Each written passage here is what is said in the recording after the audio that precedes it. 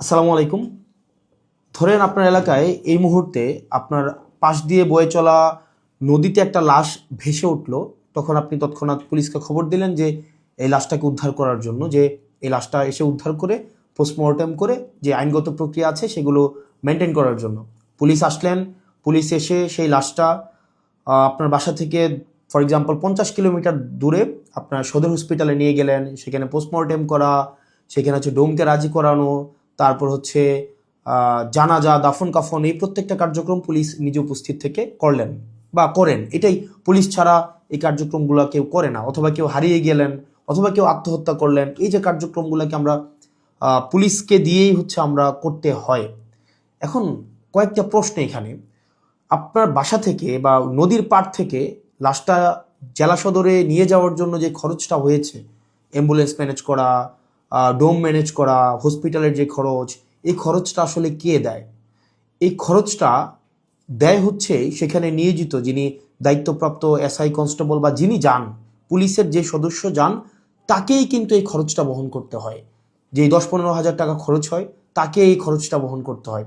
যদিও সরকারি নিয়ম আছে যে এই খরচটা ফেরত দেওয়া হয়, কিন্তু যেই টাকা খরচ হয় আর যেই টাকা ফেরত দেওয়া হয়, ফর এক্সাম্পল 10,000 টাকা যদি খরচ হয়, সেখানে ফেরত দেওয়া হয় 500, 800, 1,000, 2,000 টাকা। তো সেটা দেখা যায় খরচ হওয়ার তুলনায় প্রাপ্তির যেই ব্যবধান, সেটা দৃশ্যমান অনেক বেশি ব্যবধান। তো এই পুরো খরচটা কিন্তু পুলিশকেই বহন করতে হয়।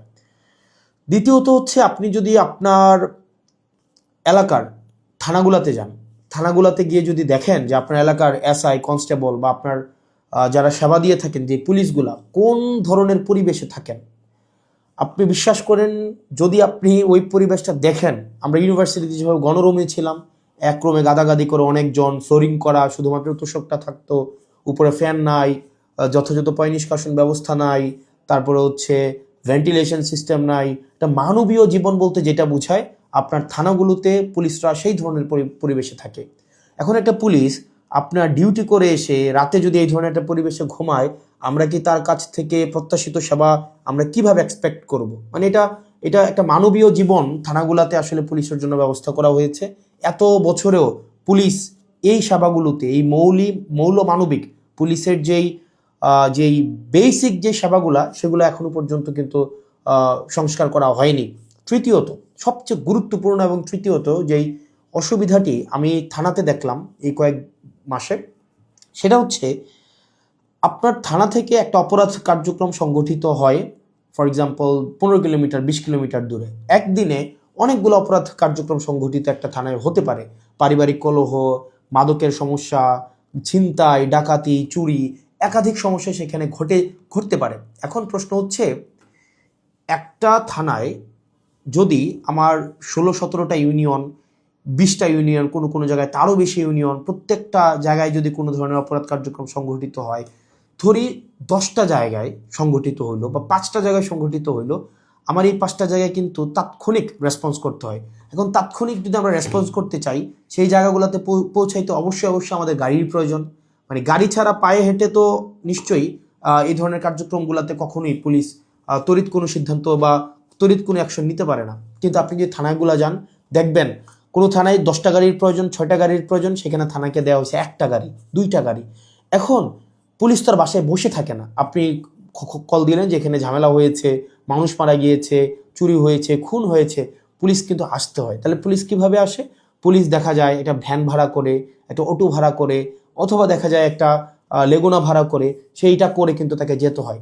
ওই যে ভাড়ার টাকাটা, এই ভাড়ার টাকাটাও কিন্তু পুলিশের পকেট থেকে দিতে হয়। দ্বিতীয়ত, এই যে ভাড়া করে যাওয়া আসা, তার যে এই সময় নষ্ট হয়, সেক্ষেত্রে দেখা যায় যারা অপরাধ সংঘটিত করে, তারা কিন্তু ইতিমধ্যেই সেই জায়গা থেকে চলে যায় এবং আমরা সেবা বঞ্চিত হই। সেজন্য আপনি যদি পুলিশকে যুগোপযোগী করতে চান, পুলিশকে যদি আপনি হচ্ছে তার সেবা তাৎক্ষণিক জনগণের কাছে পৌঁছাইতে চান, অবশ্যই তার ট্রান্সপোর্টেশন ব্যবস্থাটা অবশ্যই যথাযথভাবে করতে হবে। আপনি পুলিশকে ট্রান্সপোর্টেশনের গাড়ি দিবেন না। গাড়ি বলতে এখানে একটা পুলিশকে একটা গাড়ি, এটা বোঝানো হয় নাই। একটা কাভার্ড ভ্যান দেন, একটা 10টা পুলিশ একসাথে মুভ করতে পারে। তারপর হচ্ছে একটা থানায় যদি আপনি 5টা 6টা গাড়ি দেন, তাহলে সেক্ষেত্রে কিন্তু ওই এলাকার অপরাধ কার্যক্রম অবশ্যই অবশ্যই দৃশ্যমান কমে আসবে, কারণ পুলিশ ইমিডিয়েট রেসপন্স করতে পারবে। কারণ পুলিশ যদি ইমিডিয়েট রেসপন্স করতে না পারে, অপরাধ সংঘটিত হয়ে যাওয়ার পরে যদি রেসপন্স করতে হয়, সেক্ষেত্রে দেখা যায় দিন শেষে অপরাধী কিন্তু পালিয়ে যায়। সেজন্য পুলিশের দক্ষতা, পুলিশের সেবা যদি আপনি জনগণের দ্বারগোড়া পৌঁছাতে চান, অবশ্যই অবশ্যই আপনার ট্রান্সপোর্টেশনের ব্যবস্থা উন্নতি করতে হবে। এখন আমাদের বর্তমান বিদ্যমান যে পুলিশ ব্যবস্থা রয়েছে, এই পুলিশ ব্যবস্থার থানাগুলোতে, আমি থানাগুলোর কথা বলবো, থানাগুলোতে তাদের অ্যাকোমোডেশন সমস্যা, তাদের বাসা, তাদের থাকার জায়গা নাই ঠিকঠাকভাবে, গণরুমের মতো তাদেরকে থাকতে হয়, এবং তাদেরকে যে বেতন দেওয়া হয়, এই বেতন দিয়ে যে একটা স্বাভাবিক জীবনযাপন করবে, সেটা কোনোভাবেই সম্ভব না। দ্বিতীয়ত হচ্ছে আপনি তাকে ট্রান্সপোর্টেশনের ব্যবস্থা করছেন না যথাযথভাবে। আপনি তাকে হচ্ছে দেখা যাচ্ছে যে আপনি তাকে ঢাল তরোয়ার ছাড়া, ট্রান্সপোর্টেশন ছাড়া আপনি অপরাধী ধরতে পাঠাচ্ছেন, টহল দিতে পাঠাচ্ছেন। সেক্ষেত্রে কিন্তু তাকে ট্রান্সপোর্টেশন ম্যানেজ করা এবং সেখানে যে ভাড়া মেটানো, সেটাও কিন্তু তার পকেট থেকেই করতে হয়। সরকার যে অ্যালটমেন্টটা দেয়, সরকার যে বরাদ্দ দেয়, সেটা খুবই খুবই প্রয়োজনের তুলনায় অপ্রতুল। তৃতীয়ত হচ্ছে আপনি পুলিশে একটা হচ্ছে, আমি অনেকগুলো অফিসারের সাথে কথা বলেছি, রিটায়ার্ড অফিসার, চাকরিরত অফিসার, তাদের সাথে কথা বলেছি। পুলিশে ম্যানেজ করে নেওয়া একটা কালচার আছে, ম্যানেজ করে নেওয়া একটা কালচার। ফর এক্সাম্পল, আপনি কনস্টেবলকে পাঠাইলেন কোনো একটা জায়গায় আসামি ধরার জন্য, সেখানে 5,000 টাকা খরচ হবে যে আসামিটা ধরতে, ট্রান্সপোর্টেশন কস্ট বা তদন্ত এই জায়গাগুলোতে। তখন কনস্টেবল তার মানে ঊর্ধ্বতন কর্মকর্তাকে উনি বললেন যে স্যার টাকা কোথায় পাবো? তখন বলে ম্যানেজ করে নাও। এখন ম্যানেজ করে নেওয়া অর্থ, সেটা নিশ্চয়ই আমরা বুঝেছি ম্যানেজ করে নেওয়া বলতে কি বোঝাচ্ছে। এবং আরও শঙ্কার বিষয় সেটা হচ্ছে পুলিশের অনেক বড় বড় প্রোগ্রাম হয়। এই প্রোগ্রামে অনেক ক্ষেত্রে, সব ক্ষেত্রে না, কিছু কিছু প্রোগ্রাম আগে হতো, এখন বর্তমানে আছে কিনা এটা আপনারা জানাবেন। আগে এরকম নাকি হতো, মানে পুলিশের অনেকেই জানিয়েছে এরকম নাকি হতো, একটা বড় প্রোগ্রাম হবে, এই প্রোগ্রামে দেখা যায় ঊর্ধ্বতন কর্মকর্তারা অধীনস্থ কর্মকর্তাদের হচ্ছে ভাগ করে দিত যে খাবারের দায়িত্বটা তোমার, ডেকোরেশনের দায়িত্বটা তোমার, লাইটিংয়ের দায়িত্বটা তোমার। তো এখন টাকা আসবে কোন জায়গা থেকে? ম্যানেজ করে নাও। তো দেখা যায় অধস্তন কর্মকর্তারা সেটাকে ম্যানেজ করে নিতেন। তো নিশ্চয়ই ম্যানেজ করাটা সরকারের দায়িত্ব, ম্যানেজ করা তো অবশ্যই কোনো কর্মকর্তা কর্মচারীর দায়িত্ব না। কিন্তু দেখা যায় অধিকাংশ ক্ষেত্রেই সরকার যে বাজেট বরাদ্দ দেয় পুলিশকে, এবং যেই পরিমাণ পুলিশের প্রয়োজনীয়তাটা, যেই পরিমাণ আমরা দেখলাম ল অ্যান্ড অর্ডার রিস্টোর করার ক্ষেত্রে, সামাজিক শৃঙ্খলা বজায় রাখার ক্ষেত্রে, শুধু শুধু যে গুম খুন এগুলো হচ্ছে নিরসনের ক্ষেত্রে পুলিশের অবদান বা পুলিশের কার্যক্রম, বিষয়টা এমন না। স্বাভাবিক শান্তি শৃঙ্খলা, নিরাপত্তা, জীবনমালের নিরাপত্তা নিশ্চিত করার ক্ষেত্রে কিন্তু পুলিশের স্বাভাবিক অনেক ধরনের কার্যক্রম হয়। আপনার পরীক্ষার ডিউটি থেকে শুরু করে অনেক ধরনের কার্যক্রম হয়, এবং পুলিশের কে আরও বিভিন্ন কাজে ব্যবহার করা হয়। যেমন এটা খুবই খুবই, আমি পার্সোনালি এই জিনিসটাকে আমি সবার সামনেই বলছি, এই জিনিসটাকে আমি পার্সোনালি এই জিনিসটাকে কখনোই ওয়েলকাম করব না। অপ্রয়োজনীয় প্রোটোকল দেওয়া, যে যদি এলাকায় এমপি যায়, পুলিশকে দেখা যায় প্রোটোকল দিতে, মানে অপ্রয়োজনীয়।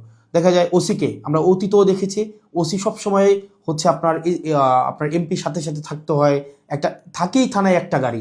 এখন একটা গাড়ি নিয়ে যদি আপনার ওসি বা অন্য কর্মকর্তারা আপনার এমপির সাথে সারাদিন ব্যাপী থাকতে হয়, যেখানে যায় সেখানে যেতে হয়, তাহলে ওসিও কিন্তু তার স্বাভাবিক থানা কার্যক্রম করতে পারে না, সাধারণ মানুষ সেবা বঞ্চিত হয়।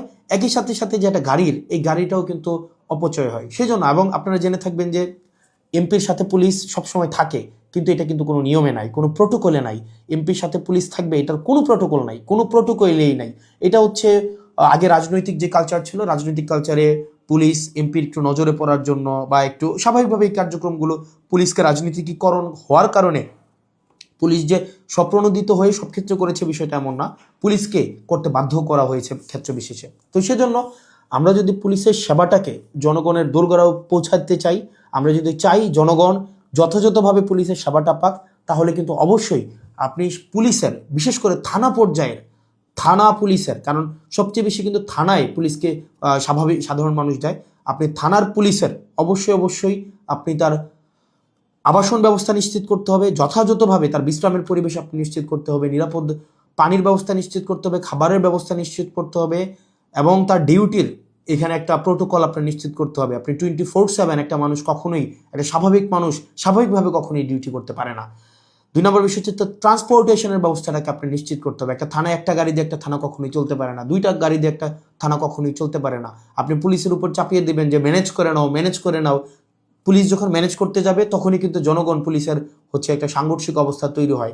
তখনই হচ্ছে উৎকোচ গ্রহণের হচ্ছে এক ধরনের বৈধতা মানসিকভাবে উৎপাদিত হয়। সেজন্য আমরা পুলিশকে এই ম্যানেজ করে নেওয়ার প্রবণতায় না ঠেলে দিয়ে সরকারের কাছে এই বিষয়গুলো নিয়ে আমাদের আহ্বান থাকবে বাজেট বৃদ্ধি করা, এবং সেগুলোর হচ্ছে আমাদের যেই টেকনিক্যাল জায়গায় আমাদের রিসোর্স সেখানে হচ্ছে আমাদের ইনস্টল করতে হবে। তৃতীয়ত তার মানে অ্যাকোমোডেশন, তারপর হচ্ছে ট্রান্সপোর্টেশন, আর হচ্ছে 3 নাম্বার যেটা হচ্ছে অযাচিত যেই রাজনীতিকীকরণের যে বিষয়টি রয়েছে সেটি থেকেও পুলিশকে আমাদের মুক্তি দিতে হবে। সাধারণ জনগণ এবং পুলিশের মাঝখানে কোনো মধ্যস্বত্বভোগী থাকা কখনোই উচিত না।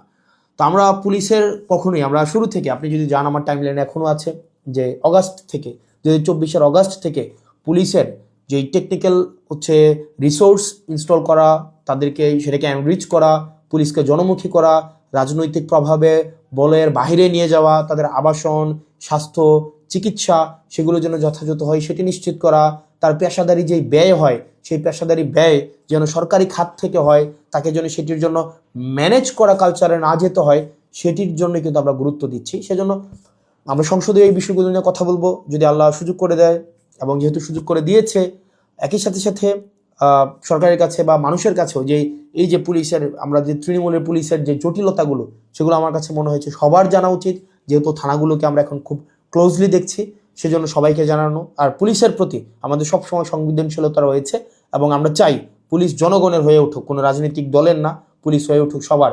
পুলিশের সাথে জনগণের সম্পর্ক থাকবে হৃদ্যতার, এবং প্রত্যেকটা মানুষ যেন ভয়হীনভাবে সেখানে অভিযোগ জানাতে পারে, এবং অপরাধী নির্মূলে পুলিশ সবসময় যেন সুদৃঢ় ভূমিকা পালন করতে পারে রাজনৈতিক যে কোনো প্রভাবের ঊর্ধ্বে উঠে।